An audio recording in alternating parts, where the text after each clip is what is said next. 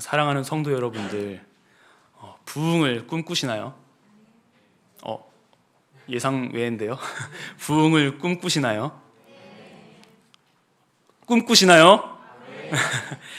개인적인 영적인 부흥, 가정의 부흥, 그리고 하늘빛 우리 교회의 부흥을 꿈꾸시나요?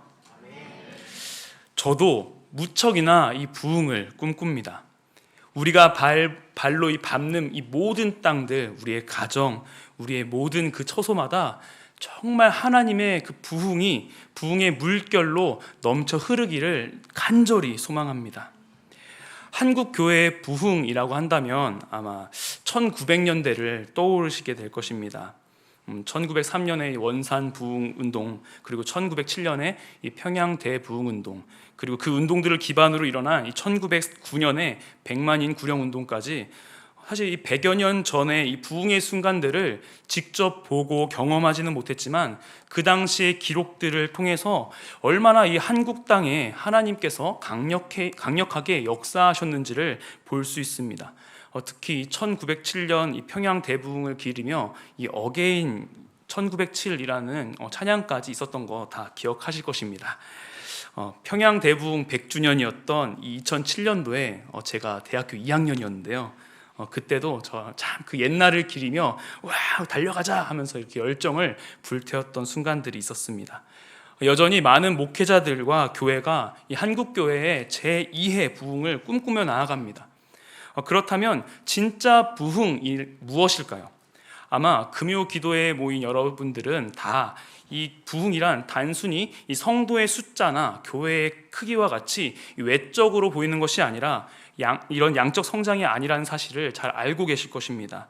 분명 영적 부흥, 신앙의 성숙, 그리스도의 성품을 닮아가는 것 등 보이지 않는 모습, 질적 성장, 영적 성장이라고 생각하실 것입니다. 하지만 이 부흥을 질적, 영적 성장으로만 정의하기에는 조금 부족합니다. 그렇기 때문에 성경이 이 부흥을 어떻게 보고 있는지를 함께 살펴보아야 합니다. 이 성경에서 부흥이라는 단어가 얼마나 많이 나올까요?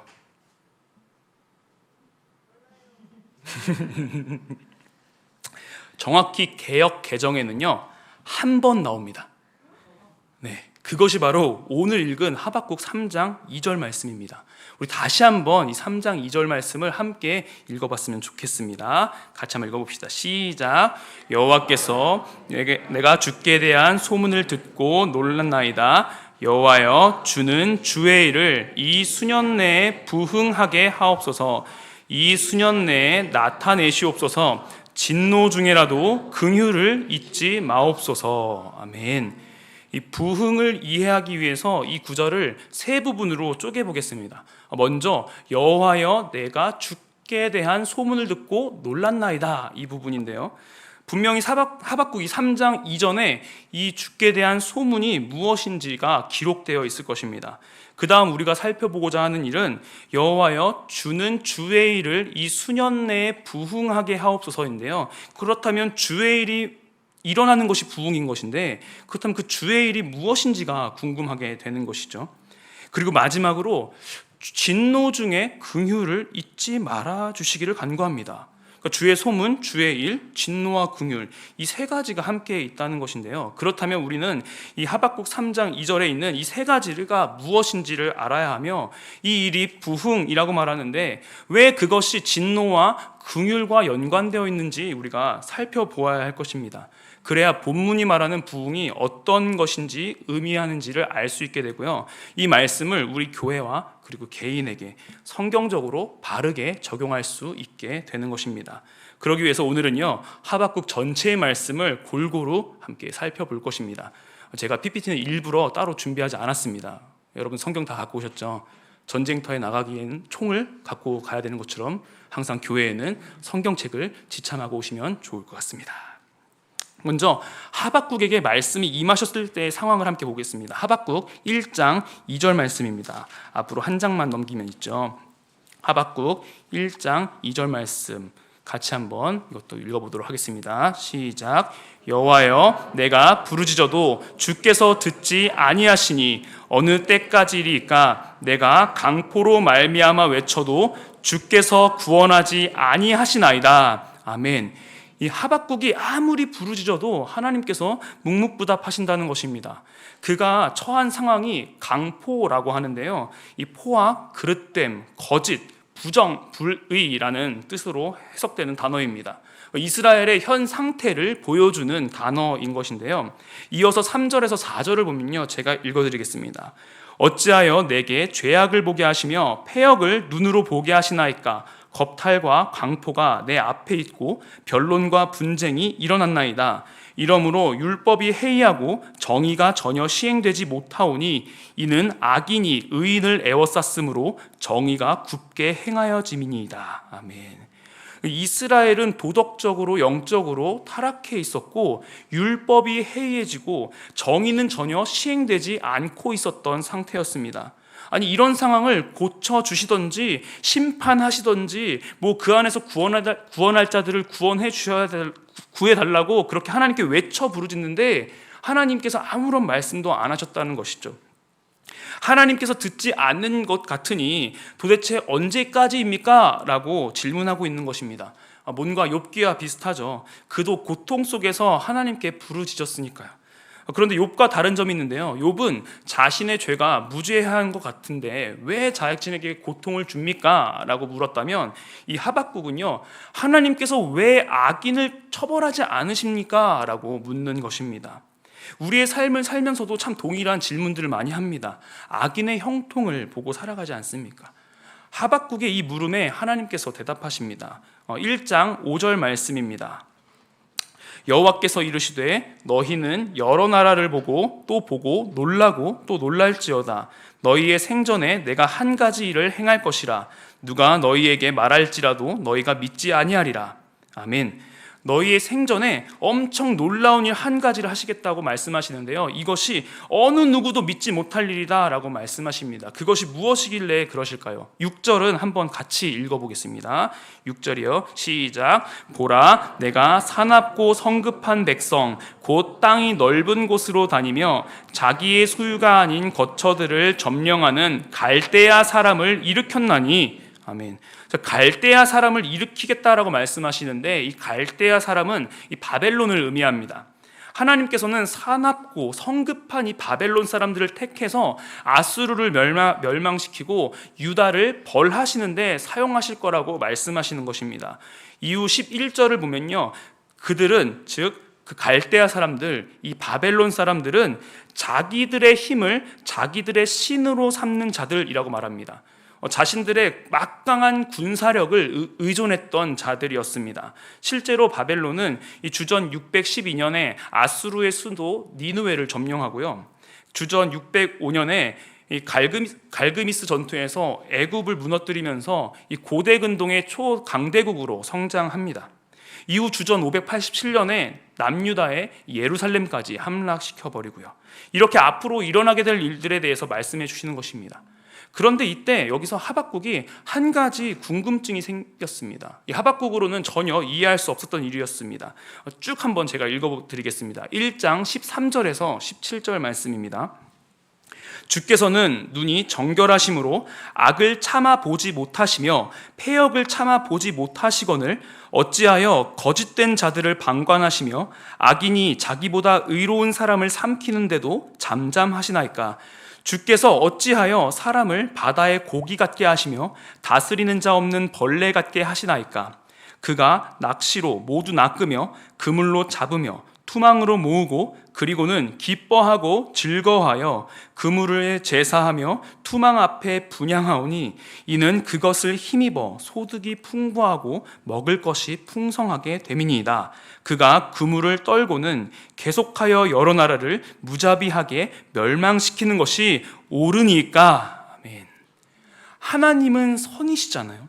거룩 그 자체이십니다. 그렇기 때문에 하나님과 함께 하기 위해서는 이 죄가 해결되어야 합니다. 공의로우신 분이시기 때문에 분명히 이 악을 심판하시는 하나님이시죠. 그런데 이렇게 죄를 두고 보지 않으시는 분이신데, 악하다면 이 바벨론이 이 유다보다, 남유다보다 더 악한데 어떻게 그 악으로 하나님의 자녀인 이 남유다를 치려고 하십니까? 라고 묻고 있는 것입니다. 하나님의 자녀들을, 언약 백성들을 바다의 고기 같게, 그리고 다스리는 자 없는 벌레 같게 하셔서 이 바벨론이 물고기와 같은 유다를 그물로 잡고 이 벌레같이 여겨진 유다를 침으로써 오히려 소득이 풍부해지고 먹을 것이 풍성해지는 것, 그리고 더 나아가 여러 나라들을 무자비하게 멸망시켜버리는 것이 과연 옳으십니까? 라고 묻고 있다는 것입니다. 한마디로 어째서 악 중에 악으로 당신의 백성을 심판하시며 악이 더 세상복을 누리는 것이 옳은 일입니까? 라고 묻는 것입니다. 하박국의 이 질문은 우리의 삶과 동떨어진 질문이 아니죠. 우리 역시 악이 선을 이기는 것 같은 세상을 살아갑니다. 착하게 살면 피해보고 악한 사람들은 더 세상에서 부유함을 누리며 사는 그런 모습을 보기도 하고요. 교회를 다니며 신앙생활을 하는 것이 이 그리스도인으로 세상에서 살아가는 것이 정말 미련해 보이기까지도 합니다. 이런 상황에서 하나님 어찌하여 이런 상황을 저에게 허락하십니까? 라고 물어봐도 대답해 주시지도 않고 말씀을 봐도 모르겠고, 그런 순간들을 우리도 역시 동일하게 경험한다라는 것입니다. 하나님께서는 하박국에게도 바로 말씀해 주시지 않았습니다. 하박국 2장 1절 말씀입니다. 2장 1절 말씀은 한번 같이 읽어보도록 하겠습니다. 시작. 내가 내 파수하는 곳에 서며 성루에 서리라. 그가 내게 무엇이라 말씀하실는지 기다리고 바라보며 나의 질문에 대하여 어떻게 대답하실는지 보리라 하였더니. 아멘. 하나님께서 2절에 바로 대답을 해 주시기는 하십니다. 하지만 1절과 2절 사이에 얼마나 오랜 시간 동안 이 하박국이 기다렸는지는 아무도 모릅니다. 우리도 어쩌면 어떠한 이런 어려운 일로 인하여 기도할 때 하나님께서 아무 말씀을 안 해주실 때가 있잖아요. 무엇이 하나님의 뜻인지 분별도 안 되고 말입니다. 하박국은 하나님의 대답을 기다리고 바라보고 있었습니다. 그리고 마지막 보리라 라는 이 말에서 하나님께서 분명히 이 기도에 응답해 주실 것이라는 확신이 있었던 것입니다. 독자인 우리에게는 이 하나님께서 이 대답해 주신 것이 바로 2절에 기록되어 있는 것이 얼마나 감사한지 모릅니다. 하박국에게 자신의 말씀을 명백히 판에 새기라고 말씀하시면서 3절에서 4절 말씀을 이야기해 주시죠. 자, 3절 4절도 함께 읽어보도록 하겠습니다. 시작. 이 묵시는 정한 때가 있나니 그 종말이 속히 이르겠고 결코 거짓되지 아니하리라. 비록 더딜지라도 기다리라. 지체되지 않고 반드시 응하리라. 보라, 그의 마음은 교만하며 그 속에서 정직하지 못하나 의인은 그의 믿음으로 말미암아 살리라. 아멘. 먼저는 이 바벨론을 향한 하나님의 심판, 종말은 반드시 임할 것이다 라고 말씀하십니다. 비록 그것이 더딜지라도 말입니다. 이와 대조적으로 의인은 그의 믿음으로 살게 될 것이다 라고 말하는 것입니다. 이 구절은 바울이 로마서에서 인용한 말씀이기도 하고요, 마틴 루터가 종교개혁 시에 은혜를 경험했던 말씀이기도 합니다. 여기서 하나님께서 하시는 말씀은 악인은 결국 심판을 받게 될 것이며 의인은 결국 구원을 받게 될 것이다 라고 말씀하시는 것입니다. 그러면서 하나님께서는 이 하박국의 두 번째 질문에 대해서 아주 길게 대답해 주십니다.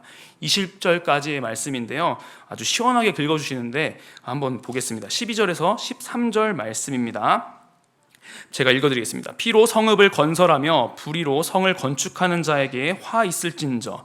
민족들이 불탈 것으로 수고하는 것과 나라들이 헛된 일로 피곤하게 되는 것이 만군의 여호와께로 말미암음이 아니냐. 아멘. 이 바벨론이 피로 성읍을 건설하고 불의로 성을 건축하고 있는데, 이어지는 13절에 그들이 불탈 것으로 수고하고 헛된 일로 피곤하게 되었다라고 이야기합니다. 즉 하나님께서 그들의 마지막을 불태우실 것이며 헛된 일로 만들 것인데, 여전히 바벨론은 피로 성읍을 건설하며 불의로 성읍을 건축하는 일에 애쓰고 있다라고 비꼬는 것입니다. 그리고 이렇게 바벨론의 수고를 헛되게 만들고 불태우는 심판을 벌이시는 이유를 14절에서 이야기하는데요, 14절을 함께 읽어보도록 하겠습니다. 시작. 이는 물이 바다를 덮음같이 여호와의 영광을 인정하는 것이 세상에 가득함이니라. 아멘. 24절은요 키라는 히브리어 접속사로 시작해서 이 앞에 구절들의 이유가 되는데요, 결국 바벨론을 이 심판하는 것이 역시 하나님이시구나, 하나님의 의가 살아있구나, 이렇게 여호와의 영광을 인정하는 일로 이 세상이 가득하도록 만들기 위함이라고 말씀하시는 것입니다. 자, 그 다음 18절에서 20절도 한번 볼까요? 제가 읽어드릴게요. 새긴 우상은 그 새겨 만든 자에게 무엇이 유익하겠느냐? 부어 만든 우상은 거짓 스승이라. 만든 자가 이 말하지 못하는 우상을 의지하니 무엇이 유익하겠느냐? 나무에게 깨라 하며 말하지 못하는 돌에게 일어나라 하는 자에게 화 있을진저 그것이 교훈을 베풀겠느냐? 보라, 이는 금과 은으로 입힌 것인즉 그 속에는 생기가 도무지 없느니라. 오직 여호와는 그 성전에 계시니 온 땅은 그 앞에서 잠잠할지니라 하시니라. 아멘. 하나님의 심판 앞에 있는 그들이지만 하나님께 어떠한 간구도 하지 않고 회개도 하지 않고 오히려 피조물일 뿐인 이 우상에게 아무리 이 우상을 섬긴들 무슨 유익이 있겠느냐라고 말하는 것입니다. 우상은 결국 금과 은으로 입힌 것일 뿐 생기도 없는 피조물이기 때문에 말도 못하기 때문에 이 바벨론을 구원해 줄 수도 없고 어떻게 하는 것이 그들을 진정으로 살리는 일인지도 말할 수 없는 존재이기 때문에 거짓 스승이고 아무 유익이 없다라는 것입니다. 방금 살펴본 이 12절부터 20절까지의 말씀을 요약하면 하나님께서는 이 바벨론이 지금 피를 흘리고 수고하는 것들, 이런 것들을 다 헛된 것으로 만들어 버리실 것이고 그들을 구원해 줄 능력이 1도 없는 피조물인 뿐인 우상에게 간구하고 있으니까 그들의 미래는 정말 아무런 소망이 없다라고 이야기해 주시는 것입니다. 바벨론을 심판하시겠다는 이 하나님의 뜻을 꺾거나 바벨론을 도와줄 수 있는 사람들이 아무도 없다라고 말씀하시는 것입니다. 하박국은 이 하나님의 대답을 듣자 드디어 3장에서 찬양과 기도를 드리게 된 것입니다. 그 중에 하나가 바로 오늘의 본문입니다. 3장 2절 말씀 다시 한번 읽어보도록 하겠습니다. 시작. 여호와여, 내가 주께 대한 소문을 듣고 놀랐나이다. 여호와여, 주는 주의 일을 이 수년 내에 부응하게 하옵소서. 이 수년 내에 나타내시옵소서. 진노 중에라도 긍휼을 잊지 마옵소서. 아멘. 여기서 부흥이라고 해석된 것은 사실 의역된 것입니다. 왜냐하면 이 히브리어 하야 동사를 해석한 것인데요, 이 동사는 보통 살다, 구원하다, 회복하다 등으로 해석되거든요. 그리고 이 하야 동사에 대한 목적어가 주의 일인 거잖아요. 그러니까 주의 일을 살게 하소서, 주의 일을 구원하게 하소서, 주의 일을 회복시키소서, 이런 뜻인데 조금 어색하잖아요. 영어 역본을 보면요, 그 ESV는 이 개역 개정과 동일하게 이 부흥을 의미하는 리바이브를 사용합니다. 그런데 NIV에서는요 반복을 의미하는 리피트를 사용하더라고요. 그렇다면 주의 놀라운 일들을 우리의 시대에 다시 반복하여 주시옵소서라는 뜻이 되는 것인데요, 하나님께서 지금까지 이스라엘의 역사 속에서 행하시는 일들, 그러니까 심판과 구원의 일들을 계속해 오셨잖아요.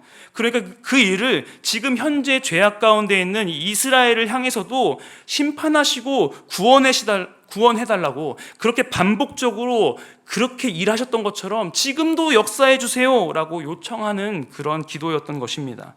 이렇게 보지 않더라도 하박국 3장 이전까지 선포되어 있던 이 주의 일이 무엇이었냐면 바벨론으로 인한 유다의 심판, 그리고 바벨론을 향한 하나님의 완전한 심판의 일이지 않습니까?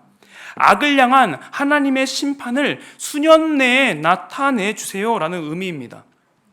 그런데 그 일이 남유다의 회복과 구원과 연관되어 있기 때문에 하야라는 동사를 사용한 것이고요, 한글 성경은 이것을 부흥이라는 단어로 의역한 것입니다. 그렇다면 우리는 여기서 부흥이라는 것은 죄에 대한 심판이 연관되어 있다라는 것을 알 수 있으며 그 가운데 하나님의 회복시키심이 있다라는 사실까지 포함되어 있다는 것을 알 수가 있습니다. 그렇기 때문에 하박국은요, 이 일이 속히 왔으면 좋겠다라고 얘기하며 수년 내에 나타내소서라고 기도하는 것입니다. 이 나타내소서라는 단어도 이 야다라는 단어인데요, 그 뜻이 직접 보아서 확인하다라는 뜻입니다.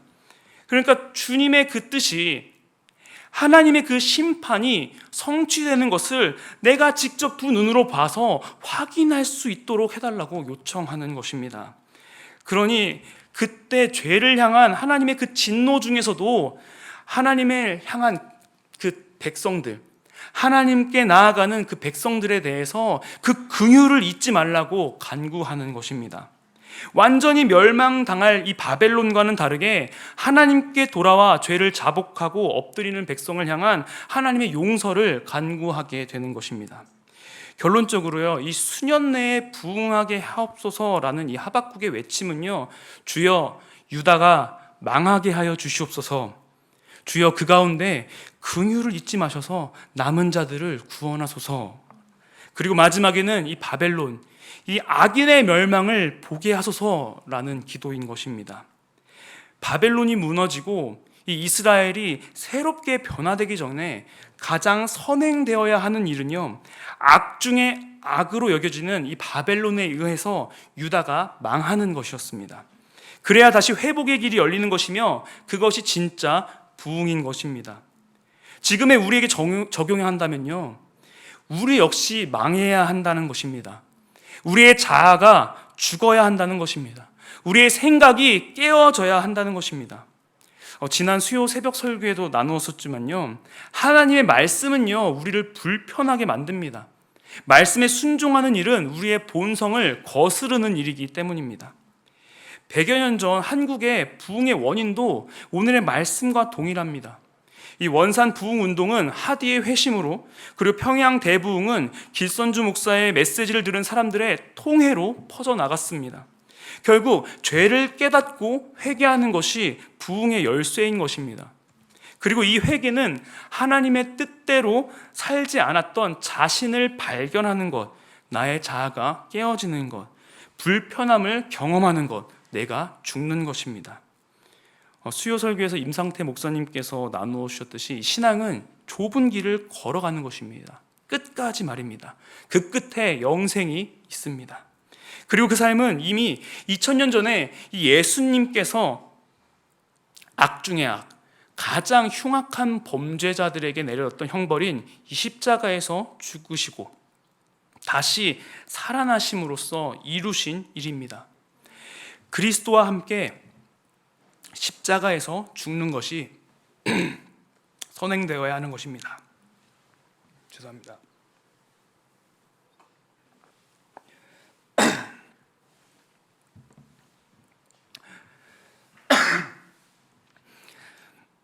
하나님의 나라를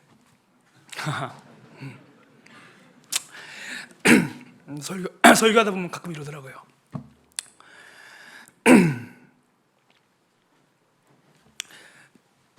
하나님의 나라를 함께 이루어가는 이 일 가운데 무엇 때문에 망설이고 계십니까? 재정입니까? 시간적인 여유입니까? 체력입니까? 그 모든 기준이 나로부터가 아니라 하나님의 말씀으로부터 오는 그런 기준이길, 반응이기를 소망합니다. 그렇게 될 때 우리는 진정한 부흥을 경험하게 될 것이며 이 하박국의 찬양이 우리의 삶의 고백이 될 것입니다. 우리 하박국의 찬양 3장 17절에서 19절 같이 한번 읽어보도록 하겠습니다. 3장 17절에서 19절 말씀입니다. 시작. 비록 무화과 나무가 무성하지 못하며 포도나무에 열매가 없으며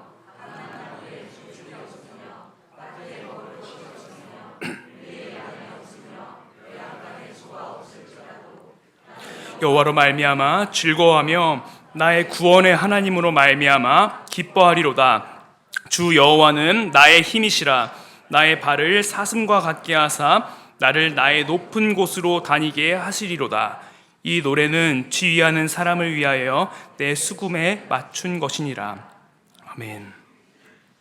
이 시간 말씀을 기억하며 함께 찬양하고 기도했으면 좋겠습니다.